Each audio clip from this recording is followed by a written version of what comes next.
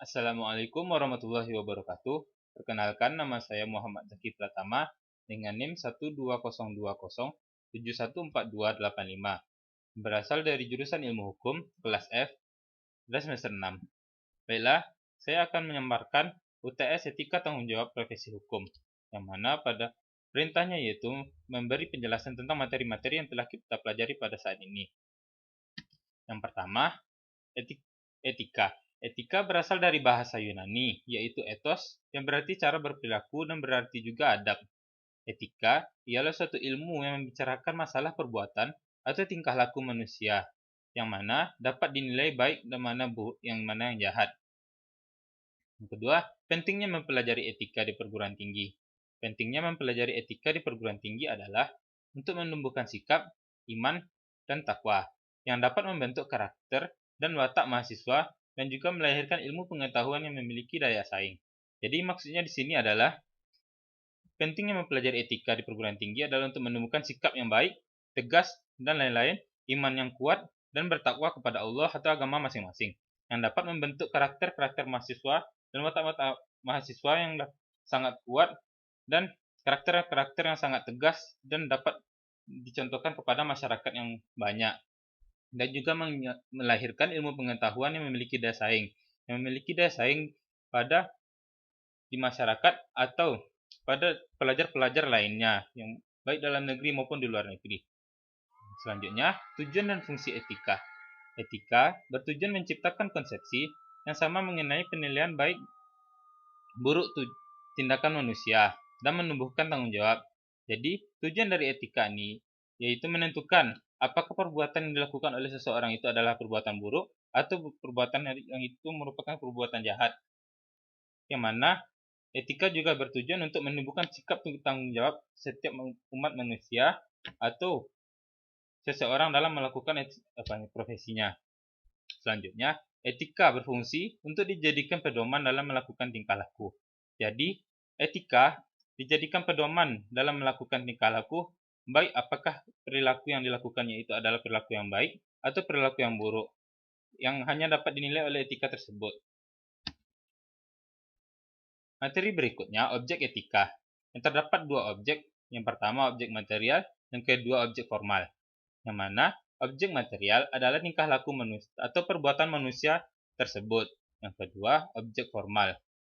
Yang tadi objek material. Sekarang yang kedua objek formal adalah kebaikan dan keburukan atau bermoral atau tidak bermoral dari tingkah laku manusia yang dilakukannya tersebut. Yang mana objek formal ini dia berbicara tentang kebaikan atau keburukan atau bermoral atau tidak bermoralnya perilaku yang dilakukan oleh manusia dalam kehidupannya sehari-hari. Selanjutnya, materi selanjutnya hubungan etika dengan moral, agama, filsafat. Yang pertama, kita masuk ke dalam hubungan etika dengan moral. Hubungan etika dengan moral, pada dasarnya, moral ini ditentukan oleh etika.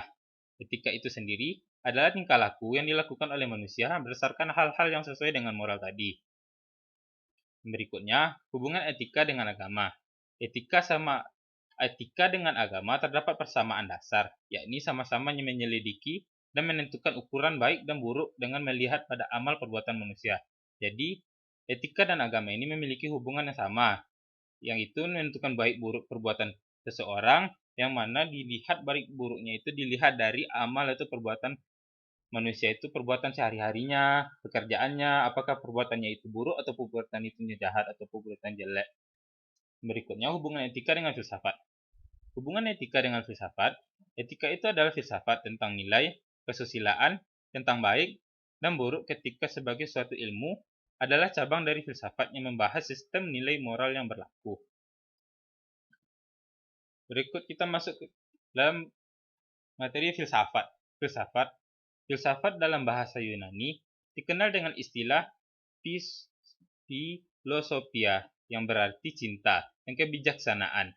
Filsafat adalah pengetahuan yang mencoba untuk mencapai pengetahuan tentang kebenaran yang asli.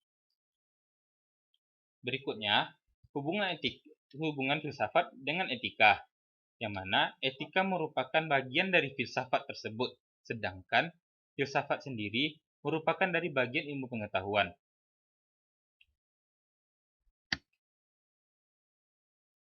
Materi selanjutnya, apa itu profesi hukum? Profesi hukum adalah profesi yang melekat pada dan dilaksanakan oleh aparatur hukum, seperti polisi, dan lain-lain. Dalam suatu pemerintah, yang mana dalam suatu pemerintahan suatu negara, itu kita dan timbul pertanyaan, apa itu profesi?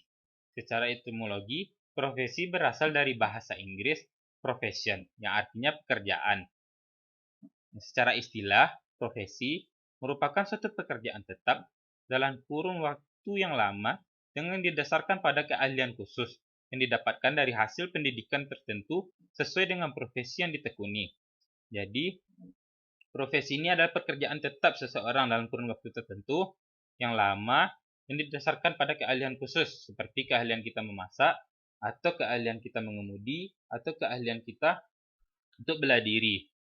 Bisa dijadikan oleh profesi yang didapatkan dari hasil pendidikan tertentu sesuai dengan profesi yang ditekuni, seperti pendidikan dokter, profesi ada, kalau polisi ada pendidikan polisi, dan kalau kayak koki ada pendidikan masak yang ditekuni. Setelah itu, profesi hukum beserta undang-undang yang mengaturnya. Profesi hukum yang beserta undang-undangnya terdapat 5. Yang pertama polisi, yang kedua profesi jaksa, yang ketiga profesi hakim, yang keempat profesi advokat, yang kelima profesi notaris.